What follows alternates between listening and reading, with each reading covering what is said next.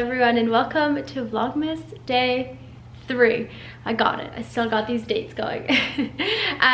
But today I will be sitting down with you and finally doing my Q&A. I'm really excited, a little bit nervous, but before I do that, I got the loveliest, sorry, I'm heading into, sorry, I had to go and reach into the office there. I got the loveliest package from Dior, which we all know is like my favorite brand of all time. So I wanted to open it up with you and see what I got. I took a little bit of a peek in there the other day, but I haven't had a chance to fully open it up. So I want to sit down and do that with you because I'm so excited. Also, I feel like I haven't updated you guys, but I decided to move my tree from that corner to right here because it just felt really weird in that corner. I also had moved the tree kind of like over here, and it just didn't work. I didn't like it. I don't know, it just wasn't working over there, but I really like it over here. I actually put it just in front of my mirror and it looks so, so beautiful. At night, it's just like the central point of the apartment and I couldn't be happier with it. So yeah, that was just a little bit of an update on my tree. I love it. I love that I can see it from my kitchen, which before in this corner over here, it just felt like tucked away and I don't know, it looked nice, but I wasn't loving it, so I really, really like it over here. I also got some new little houses from Indigo. I swear Indigo has my favorite Christmas decor. This year they came out with wooden versions of my white ones, which I'll show you. Now, I don't think these are available anymore. They have them this year in like a glossed version. So I had kind of like the matte ceramic version and I love them, but this year I got some wooden ones, which I love. I feel like they just bring in all the like the wooden elements of my apartment and that like rustic feel, which I love so, so, so much. Yeah, it's just some new decor. Actually, all of the houses were on sale when I went and it was perfect. But anyways, that's just a little bit of a Christmas decor update. So let's open up this little Dior package. I love notes. We're so excited to celebrate the holidays with you. We hope you enjoy the Dior Atelier of Dreams collection and invite you to style the Rouge Dior at our holiday dinner. Yay! Okay, cool. So I've actually got invited this year to the holiday dinner that they hold. I went to it last year and it was so special. It felt like such a surreal moment for me, especially because Dior is one of my favorite brands and I feel like it's really evident to see that I was filming my best and worst luxury items and it was like, this is so embarrassing. I had like 4 Dior bags like back to back.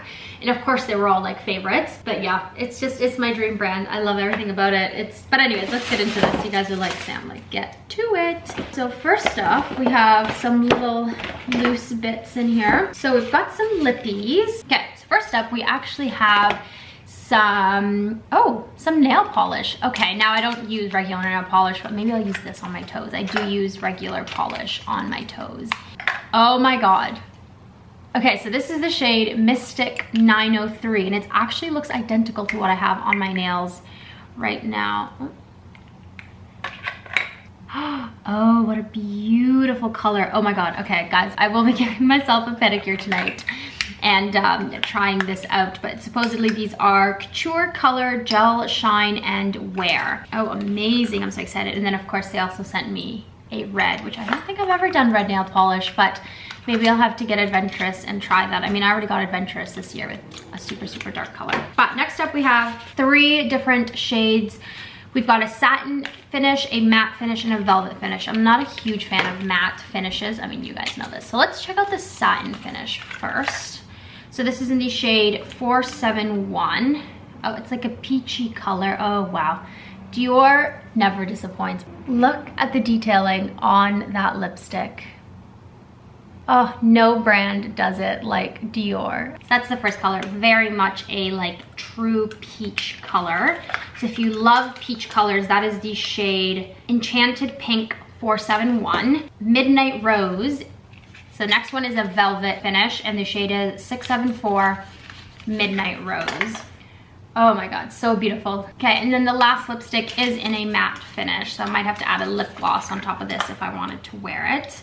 But the shade is, 913 Mystic Plum. Oh yes, oh my god, look how beautiful this is. It's like a beautiful brown color. And again, the detailing on this, I'm gonna try and show you. My camera doesn't want to focus these days, but how beautiful is that? Okay, I am not even gonna put this one back in its box. I'm gonna leave it out. Even though it's matte, I'm gonna try and play with a lip gloss because this color is beautiful. I'm so in love with these, like, just not nudes or reds, just like beautiful browns and burgundies. I've been obsessed. The next thing that I got are, looks like these are some little eye color palettes.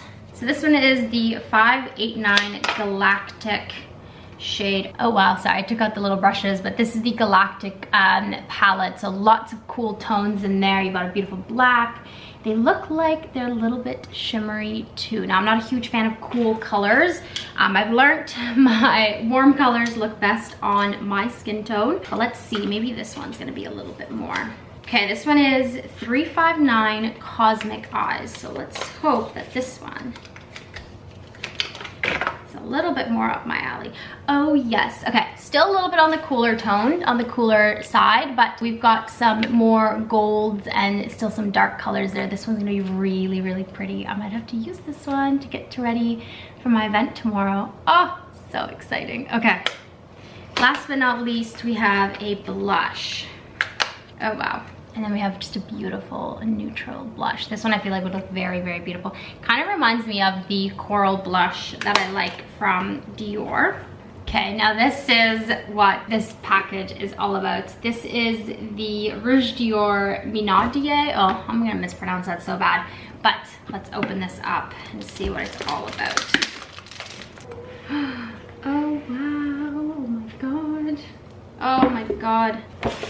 All right. So let's see what we got in here. The first thing, okay, it looks like this is the chain. I think I saw this on their Instagram. I keep up to date. But it's like a little bag. Oh my God, I don't even know how to open this. So you've got 3 little lipsticks in here, it seems. Mystic Plum. Yep, Midnight Rose. So these are gonna be all the same lip colors that I had just opened up. So, so beautiful. And then over here, I don't even know what we have over here. Oh my God, we have a full lipstick of the Rouge Forever. Oh, yeah, I have this one. This is, without a doubt, the most classic red you could ever get. It's not too bright, it's not too dark. I feel like there's so many different types of reds out there, but Dior truly does the best. Totally not biased over here. But they do the best reds in my opinion.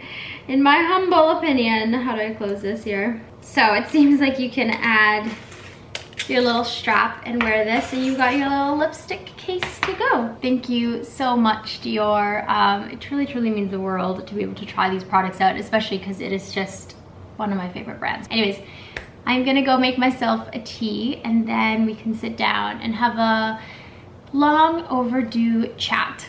Well, Q&A. I'm also dying to try this out, so I'm just going to tap it on my lips to see what it looks like. Oh, stunning. I love it, of course. Surprise, surprise. Ah, all right. I'm having a jade oolong tea.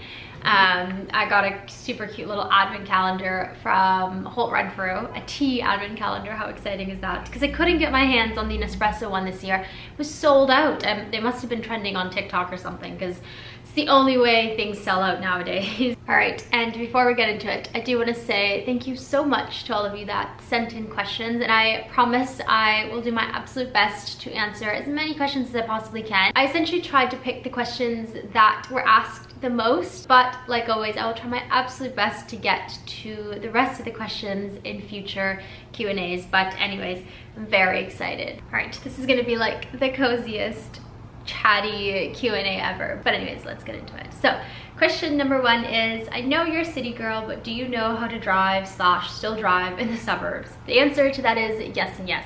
I do have my full license, and when I go back home to visit my parents, they live in like a smaller city, so the suburbs.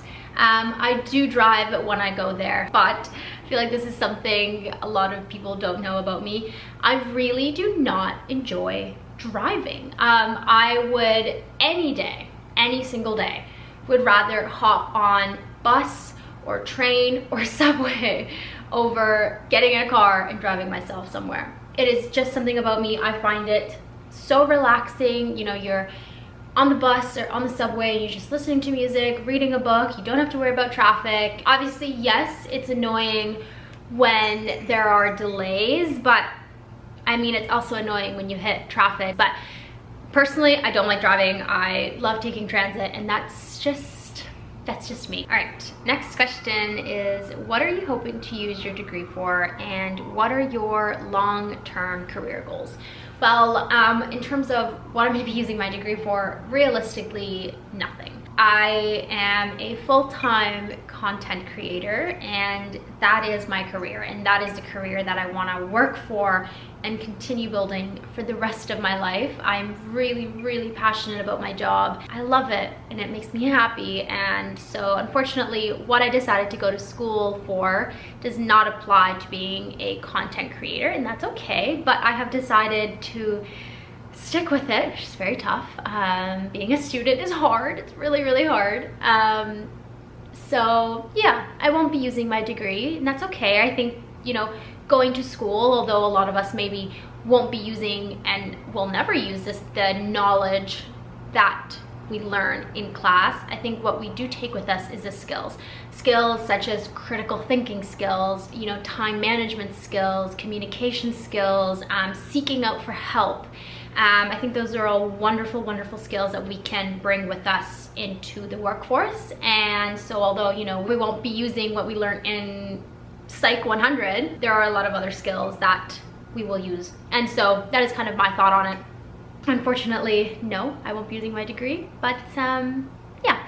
In terms of career goals, I think for me the biggest ones are honestly just continuing to build my platforms and, you know, bringing some people on to help me to continue growing those platforms, because you can't do it on your own. And that's something that I've learned this past year, is that bringing help and having help is so important to success. And yeah, those are my goals, as well as continuing to build this community that we've all built and just continuing to add amazing, amazing people.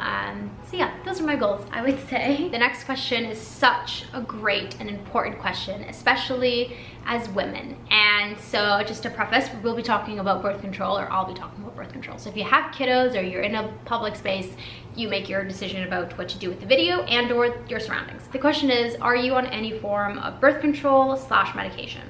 The answer to that is yes. And I really wanted to take a minute to talk about this because, like I said, I think it's important. But about 2 years ago, I decided to go on the copper IUD. I feel like I have personally always heard such negative stories about the copper IUD, and so I wanted to share with you my experience. And of course, I also do want to say I am not a medical professional, so always reach out to your healthcare providers and our professionals to get proper information, and always do your own research. I think knowledge is power, so do your own research, but always reach out to healthcare professionals. But let's get into this. So about 2 years ago, I decided to go on the copper IUD, and that was partially because I really did not want a hormonal birth control. Prior to going on the copper IUD, there was a few months where I had to go on the pill because it was going to be about 4 to 6 months before I was able to actually see the gynecologist that I wanted to be able to do the insertion of the IUD. And for that span of time, I was actually on the birth control pill, and I have to say, it was probably the worst 4 to 6 months of my life. I had migraines every single day. I was nauseous every single day. I didn't have a period. It was kind of like the breakthrough period, I think it's what it's called. So it was really just like spotting. I had no PMS. Rather, I had this like blah mood the entire time. I felt like I was on autopilot the entire time that I was on this birth control pill. And obviously this was just my experience. I think I've heard women that have wonderful experiences on birth control, on the birth control pill, sorry, but this was not something that felt great. Obviously, this was just in the time span before I got my copper IUD. But now let's talk about the copper IUD, because honestly, I've had such amazing experience with it. So let's talk about insertion first. So obviously the one thing that everyone is scared about is the insertion process. And I'm very lucky because my mom has had a copper IUD before, and she really gave me a peace of mind in the sense that she let me know that yes, it hurt, but it wasn't like the most horrible pain in the world. And I would have to agree with her. So from my experience, what the insertion felt like was 2 or 3 really bad period cramps. So that deep pain you get in your uterus, that is exactly the same pain that I felt whilst this insertion. So it was really uncomfortable for those like 20 seconds, but it was done super quickly. I was in and out of there like before I even knew it, and I myself had only taken 2 Advil prior to the appointment. I think in the US they give you like something for your uterus or something like that, or sorry, for your cervix, but I did not get given any of that. I simply just took Advil, and then after that I remember feeling very tired and weak. Now my gynecologist had me go into my appointment whilst on my period because he just wanted to know 100% sure that I was not pregnant. And that is the one telltale sign that you're not pregnant, you have your period. So I remember going home and feeling very tired. I was a little bit crampy. My period, or my bleeding, was the exact same because I was already on my period. And that was pretty much the day of the insertion. After that, I felt totally normal. I continued with my period as normal. Nothing really changed. So now moving forward, my periods have not gotten heavier, nor have they gotten any crampier. Honestly, they were the exact same as they were prior to being on the birth control pill. And so for me, I think having the 3 experiences of having, you know, a natural period with no birth control whatsoever, being on the pill, and being on the copper IUD, having the IUD really just felt like going back to not being on any birth control. My periods went back to normal. They are still very regular. They still last 7 days. I don't bleed any more or less than before the IUD, nor are they any more crampier. I also don't have any like irregular PMS symptoms because, well, there is no hormones that can be disturbing that. So yeah, that is my personal experience with the IUD. I love it. I will 110% be getting another one once my time is up with this one. I believe I have a 3-year one, but you can get, I think there are 3, 5, even 10-year IUDs. Unfortunately, from my experience, the copper one here was not covered by insurance. The hormonal ones are. So mine was around $80, which isn't crazy considering how expensive, you know, a monthly birth control pill pack can be. But yeah, I really wanted to share that with you because I think this is so important, and it's so important to find the birth control that works best for you. And of course, doing research is always going to play a really important part into that. But yeah, I just really wanted to spend a minute chatting about that. All right, but let's move on to the next question. All right, the next question is going to be, how do you feel when you are the only one who's dressed up in your everyday life? I've been getting this question since I started doing YouTube, and I think it's because I'm always someone that is always dressed up. I love just feeling good every day. And so if I were to answer this question in the exact same way that I was asked, how do I feel, is, well, I feel great. I feel confident, I feel beautiful, and that is because I am dressing for myself and not for others. I think it's so important to not stop yourself from doing things just because of what other people may think. I do not get dressed in the mornings for others. I get dressed in the mornings for me, and I very much pick my outfits based on how I'm feeling that day and how I want to feel. And I strongly believe that in the same way that how someone decides to dress that day does not impact me, how I decide to dress does not impact anybody else. And you know what? If it makes them feel bad, then that is unfortunately their problem, not mine. How someone dresses would never make me feel bad or sad or happy. That's not for me to worry about. And I think that the other person should feel the same about me. So I think for me, I just have never cared what others thought. I don't think that what I put on my body impacts them. And yeah, I think maybe having that mentality allows me to just do what feels best for me. And yeah, so I don't know, that's how I feel. yeah, I don't know. I just don't care what others think. And yeah. Now a question that honestly I think is gonna feel really good for me to share, and it's one that I've kind of shared in snippets in the past, but it's a really personal question and I'm excited to share it with you guys. So the question is, do you come from a rich background? And the answer is no, absolutely not. But I really want to fill in some blanks here. So as most of you know, I was born in Venezuela and I moved to Canada in 2007. But there's more to the story than that. After I was born, I was raised by a single mom and my abuela. Abuela means grandma in Spanish, but that's what I call her, so I'm gonna just keep calling her abuela. So I pretty much grew up in Venezuela with a single mom. She worked really, really hard to give me the best life that she could, you know, provide. And the reason that I had a single mom was because she decided to not marry my biological dad. And although there were a lot of pressures on her, you know, to follow those societal norms, you know, you gotta marry the man that you have a baby with, she decided against it. Because I think for her, and I mean, this is just what she's told me as I've grown up, I think for her it was really, really important to, you know, surround me with a positive and happy environment. And she didn't necessarily believe that having this, you know, traditional mom-dad child dynamic necessarily equaled happy and thriving and joyous. And so she made the decision to just, you know, not marry my biological dad. And personally, I think that was such an amazing and admirable decision on her behalf. So in Venezuela, my biological dad was involved a little bit, but once I moved to Canada, he really didn't make an effort to continue a relationship with me. Obviously, I, as a 7-year-old, wasn't able to do that. That was his role, and he did not take on that role. But in 2005, now this is my favorite part of the story. In 2005, my stepdad, now I will not be calling him my stepdad. He is my dad. He is just such, I love him so much, and he truly, truly just has filled that father figure, father role in my life. So I will not be calling him my stepdad because that is not what he is to me. So in 2005, my dad had a work trip to Caracas, Venezuela, which is the capital of Venezuela.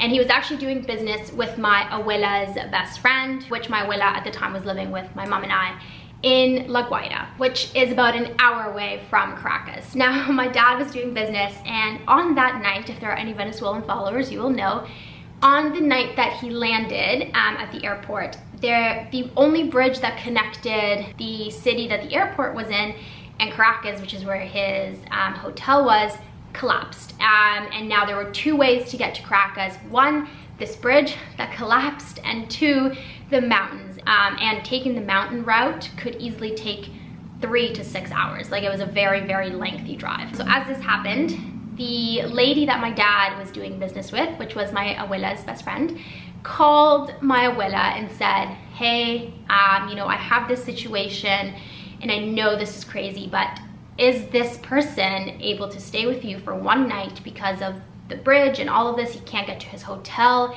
He's just never gonna make it and he has to fly out tomorrow. So that night, my dad ended up staying the night with us. We went out to dinner with him, and I just remember, obviously my mom and abuela have different stories, but I just remember getting along with him like right away. We were like besties right off the bat. We have this beautiful picture where we were at the restaurant, and the restaurant had like a beautiful waterfall on the outside. The four of us took a picture outside.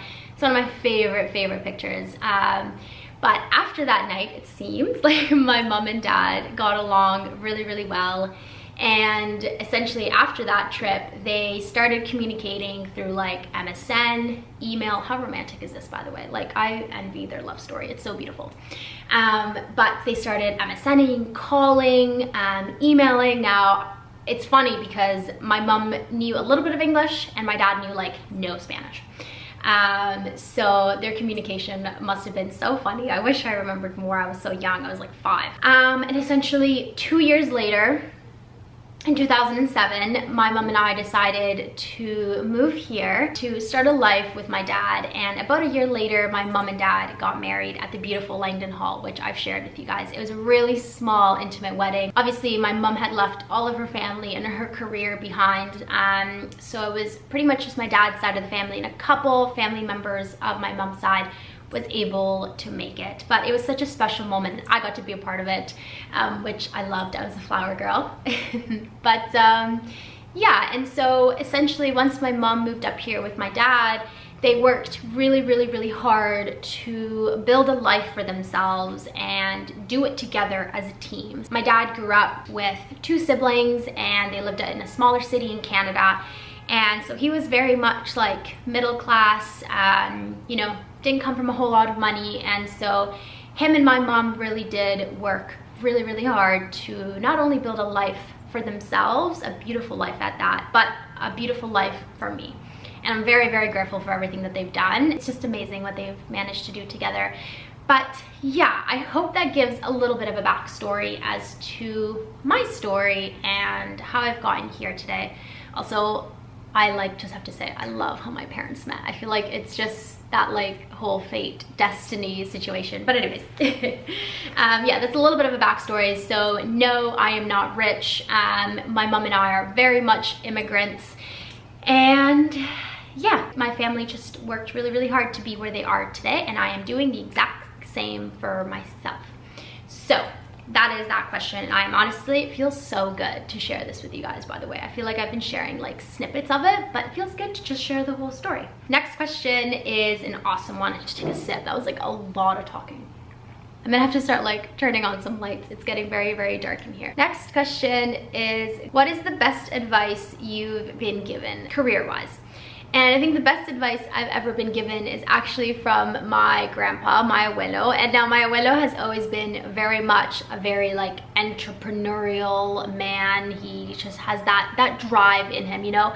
Throughout my whole life, he's always had so many different little businesses. And I feel like it's funny because from my mom's perspective, her advice that she got from him was very different than the advice that he gave me many years later. And the advice that he gave me, and I will never forget it, he pretty much said to me, if you are good at what you do, you will make money no matter what. And obviously, it's not as simple as that, but I think there's so much truth to that statement in the sense that if you love what you do and you're really good at it, you are going to find a way to be really successful at it. And if you're good at it, you're most likely going to be successful at it. And I think this is wonderful because it really takes away this idea of doing things for the money, right? I think if you do something because you love it and you're passionate about it, then that money is eventually gonna come along. And that is essentially what he told me. And I think of it all the time. And yeah, I think it's just such a great piece of advice. You know, don't do something just because there's good money involved, but do it because you're good at it and because you love it. And yeah, anyways, it's a little bit hard to explain, but I think that's one of the best pieces of career advice that I've ever gotten. The next one, I'm going to mention a second one because I think it's another amazing one. Both my mom and dad always really ingrained in me to work hard and to never expect anything to just be handed to you. You know, you have to work hard. You have to put the time and the effort into the things that you want in life. You have to get off of your butt and do things and work really hard. And I think with social media, it's oftentimes seen as something that's really easy, but no, it's really hard and you have to work really hard. And essentially, I grew up with my parents telling me you have to work your butt off. And yeah, anyways, those are 2 great pieces of advice that I have gotten in my life, and I think they're awesome. Okay, next one is a juicy question, but it is, how much do you make per month?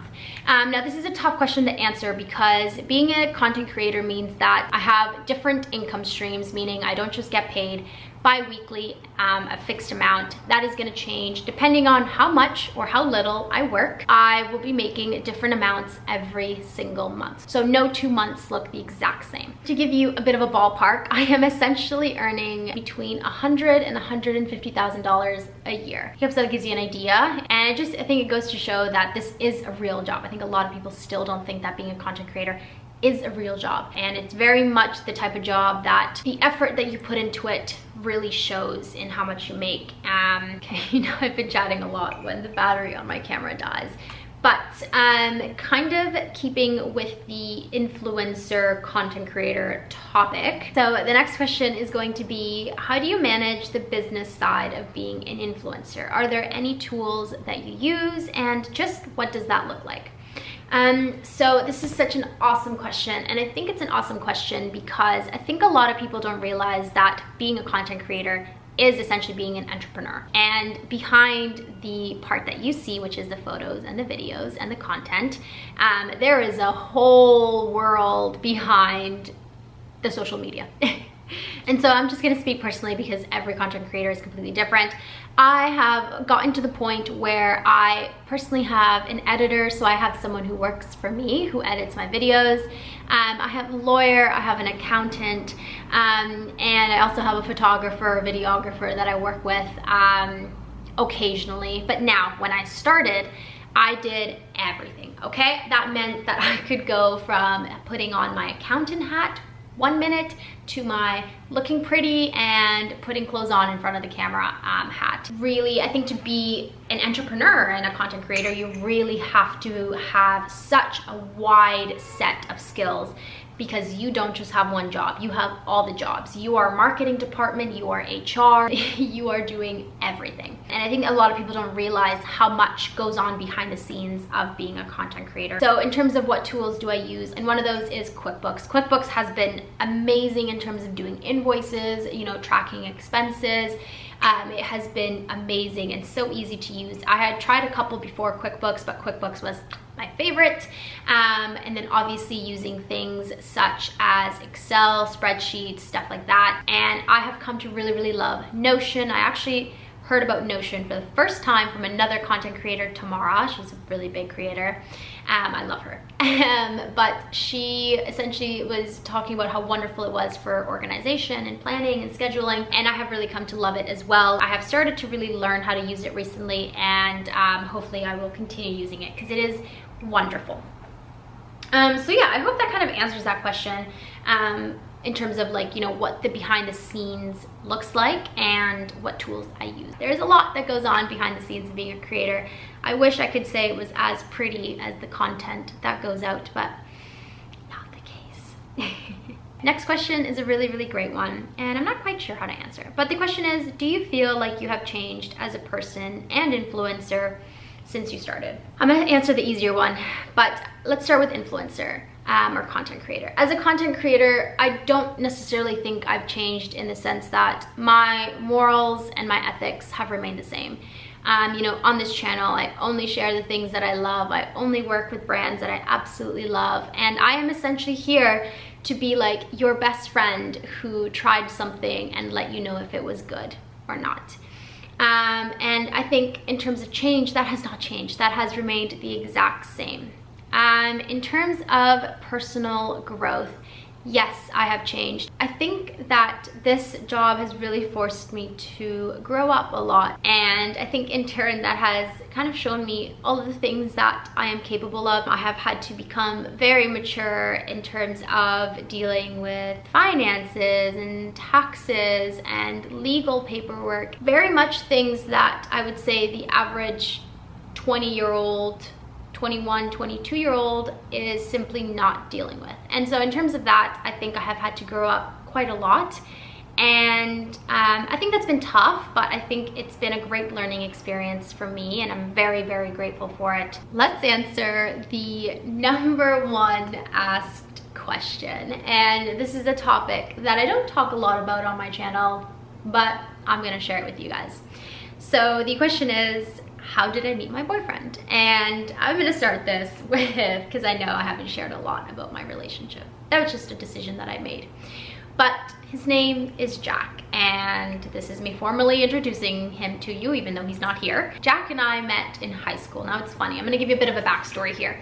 So in high school, we both did something called IB, which is the International Baccalaureate program, which is kind of like an AP program, which runs in junior and senior year of high school, so grade 11 and 12. So at our high school, we pretty much went around as a group, separate to the rest of the junior and senior kids in high school. And because IB was quite new at our school, there was only about 14 or 16 of us that actually went around from class to class for the last 2 years of high school. And he happened to be one of those 14 to 16 kids. So that is how we kind of like were introduced to each other. But through grade 11 and 12 and into like even university, we were actually part of the same friend group. Now this is where it's a little funny. We were part of the same friend group, but we never really built a friendship with each other. Jack is on the quieter side, and honestly, so am I. I think once you meet me, I can be a little bit shy, a little bit quiet. And he was the exact same way. In high school, I remember thinking like, oh, this kid, I just didn't think we had anything in common. He was really quiet. At the time, my like 17-year-old, 16-year-old self thought I liked like the funny guy, the cute guy, but never the quiet, smart guy. And so in high school, I just remember being like, this is not it, not my type, you know? But fast forward several years, we continued being in the same friend group, which meant we were, you know, hanging out casually with our friends, and we kind of got to know more and more about each other through this friend group, right? We'd play games, we'd chat, we'd share stories, and so we got to know each other that way. And throughout all these years, you know, I had been in relationships, he had been in relationships, and it just, as time went on, we both found ourselves single. I wasn't in a relationship, he wasn't in a relationship anymore, and all of a sudden it was like, oh, I mean, you're interesting. And it took one date, and we have been inseparable ever since. He is just like my best friend, like the ultimate best friend is what he feels like. And so we joke around that, you know, in grade 12, we sat beside each other in English class and we did not talk to each other. And when I say we didn't talk, we did not talk. I think the extent of our conversations were, do you have a pen, or do you have a piece of paper, or what page are we on? And it sounds like I'm making this up, but I'm not. I wish I was. That is how things went down, and I love our story. I think everything happens for a reason, and you know, it just happened to be that now is the right time for us, and it just took us how many years? 5 years? 6? I don't know, but yeah. So that is how we met. I hope that wasn't too long-winded. All right, and sticking with the boyfriend topic, the last question is going to be, what is your favorite quality about your boyfriend? This is such a tough one, and I was actually talking to my mom about this. This is such a tough question to answer. I would say that one of my favorite qualities about him is his communication skills. His ability to communicate how he's feeling, you know, where he's at, plans, scheduling, is so admirable, and so much so that he has taught me how to better communicate. And I think we work very much as a team to communicate with each other. You know, I'm feeling this way, and if I say this, it's not because I mean it, it's because I'm feeling this way, or I'm flustered, I'm angry, I'm sad, I'm happy, I'm joyous. And I have never experienced that level of communication, and I don't know where he learned it from, but it is so amazing how he communicates, and in turn how we communicate with each other. And I think it is the #1 thing that has made our relationship so healthy and so strong. It's just this ability to communicate, and he continues to impress me with it, and honestly it encourages me to communicate that much more with him. So that's, I think, quality #1. #2 is his confidence. He is very confident. He knows what he likes, he knows what he wants, he is who he is. And that is a quality that resonates a lot with me, because that is very much how I feel. You know, I know who I am, and I'm very much a, this is what you get, take it or leave it type of person. If you don't like me, that's okay. And he's very much like that. He is very true to himself. He doesn't care what others think. He just is out here to live life and live his best life. And yeah, I love that about him. I think that is such an admirable quality on anybody, really, not just him, but I think if anybody that I meet has those qualities, I love that. And the last one is going to be how supportive he is. It is so amazing to have a partner that supports me through everything and does it so genuinely and wholeheartedly. You know, I have a very different job and it's not the easiest at times, and he is always there to lift me up, to, you know, pick me up, to piece me back together.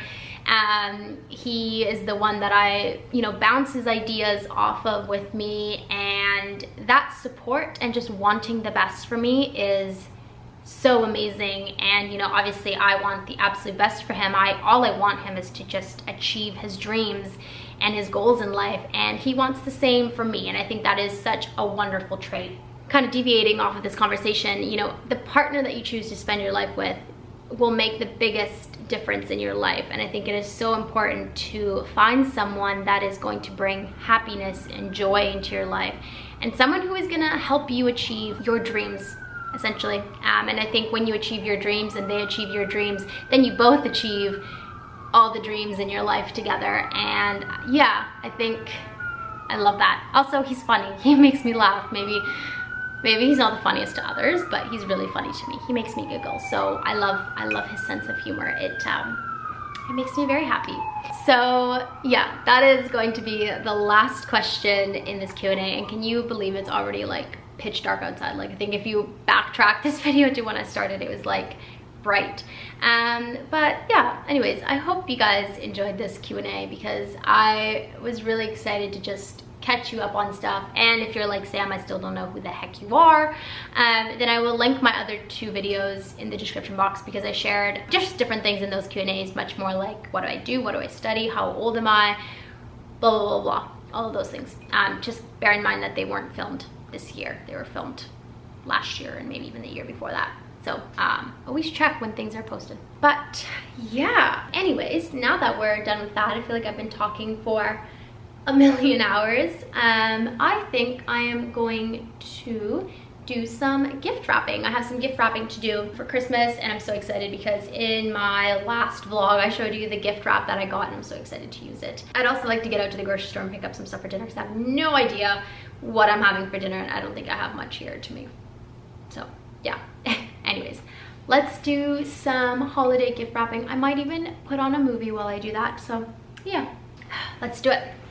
I'm doing some gift wrapping, and I'm so silly because I thought I had pressed record earlier.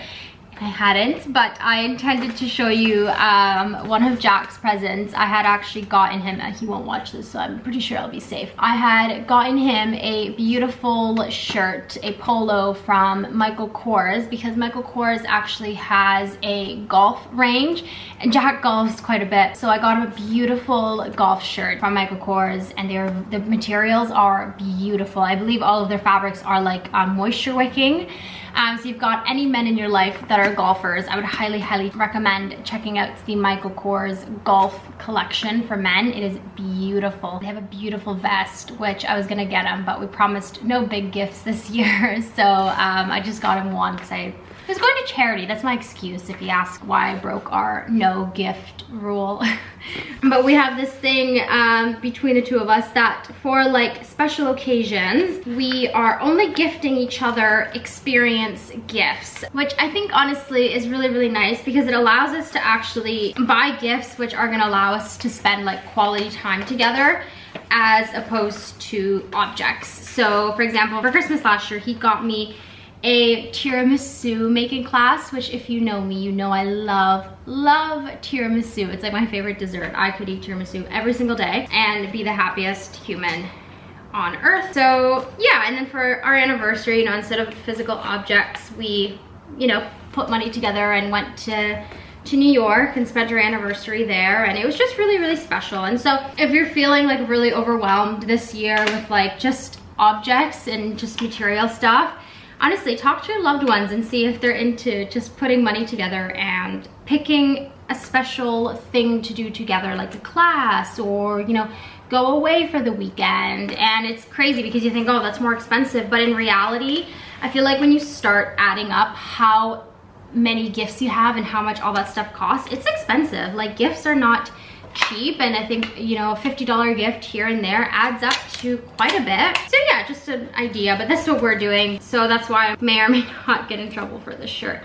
But I saw it and it was going to charity, and yeah, just thought it was beautiful, and he'd look good in it. I hope he'll like it. But yeah, So that is what I'm doing.